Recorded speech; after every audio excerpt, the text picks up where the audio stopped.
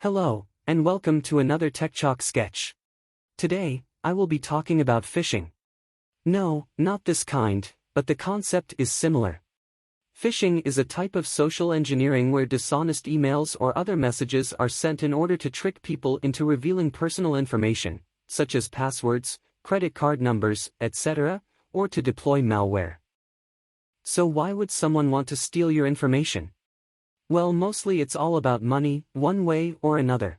In the business world, it could be to get blackmail or even admin access to spy or interfere with a company. No matter the reason, phishing is still the most used cyber attack in the world. Cisco's 2021 cybersecurity threat trends reported that phishing makes up around 90% of data breaches. It's not surprising that phishing is the most used attack. We are human, and we make mistakes under fear, uncertainty, and ignorance. That's why knowledge is the first step in protecting yourself. I'll teach you the types of phishing, how to spot them, and what to do. There are many types of phishing attacks, some you may already know. The most common ones I will cover are email phishing, vishing, and smishing. Hee, that one's fun to say.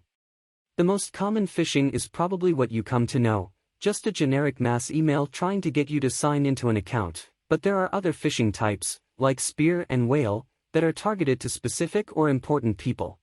According to KnowBe4's phishing tests, the most common phishing emails are posing as something wrong with your social media accounts, banks, or with HR and company programs.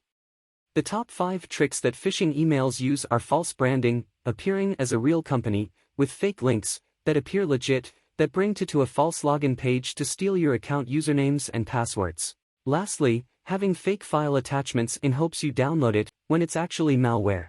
So how do you spot a phishing email? Nowadays, top email providers do a great job at filtering your email for spam, but sometimes it can still get through. Remember, computers are not perfect. First is to check the sender's name and email address. If you do not recognize the name and there are a lot of extra words in its email.com name that shouldn't be there, it's most likely fake. If you notice there are attachments on the email and you are not expecting any, do not download them, it is most likely malware. Real emails will address you by your name or account username. Phishing emails will be generic, not personally addressed to you, and/or have a lot of grammar and spelling mistakes. Next, if the email has a legit-looking link to a website, just hover your mouse over it and the actual URL link will appear above your cursor, or in the bottom left corner of your browser. If you're on a mobile device, press and hold the link to see, but don't click. Lastly, you can always visit the real website separately and get their contact email/phone there, and start a separate email chain, or message within the website, asking to prove legitimacy. Congratulations, just by following these few steps you can easily spot a phishing email. Remember to report and delete any emails you find suspicious. Lastly, I'll talk about vishing and smishing. Vishing stands for voice phishing. This is when you get calls from telemarketers trying to get your financial or personal information. Have you ever gotten one of these? Hello? Hi, I'm calling about your car's extended warranty. But I am a ghost, I don't even own a car. These calls try to get your information or send them money. In fact, the most common vishing call is people pretending to be from the United States Internal Revenue Service, threatening with arrest, bankruptcy, or worse. According to Truecaller Insights, roughly 60% of people receive these calls and 1 in 3 admitted falling victim. In 2021 alone, roughly $30 billion were lost due to vishing. The best way to avoid vishing is not to answer calls from numbers you do not know, never give out your information, and don't pay for things over the phone, unless you're 100% certain it's a real company number. The last type I'll talk about is smishing. Smishing is when you receive unwanted text messages that attempt to get your personal information or click on fake links. It may be self-explanatory by now. Scammers will use fake numbers, links, and info to get your data or money. And the same advice applies: don't answer, or click on links, and delete it. So what do you do if you fall victim to a scam?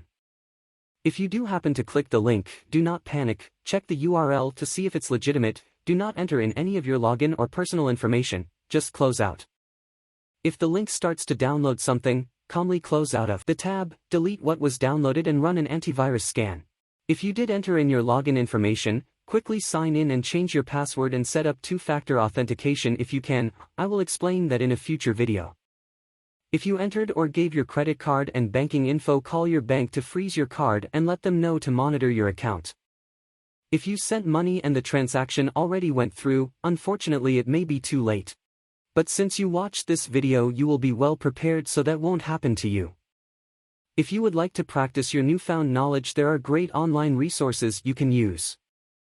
Phishingbox is a great site to guess phishing emails. Some legit ones are used to make it difficult. Jigsaw by Google is an amazing and interactive quiz that gets you physically using security practices in a safe environment. Surfshark's phishing quiz is perfect for testing on multiple types of phishing, as talked about in this video, and what are the next steps to take. All quizzes will be linked in the description. Thank you so much for watching. I hope you had a great time learning about phishing.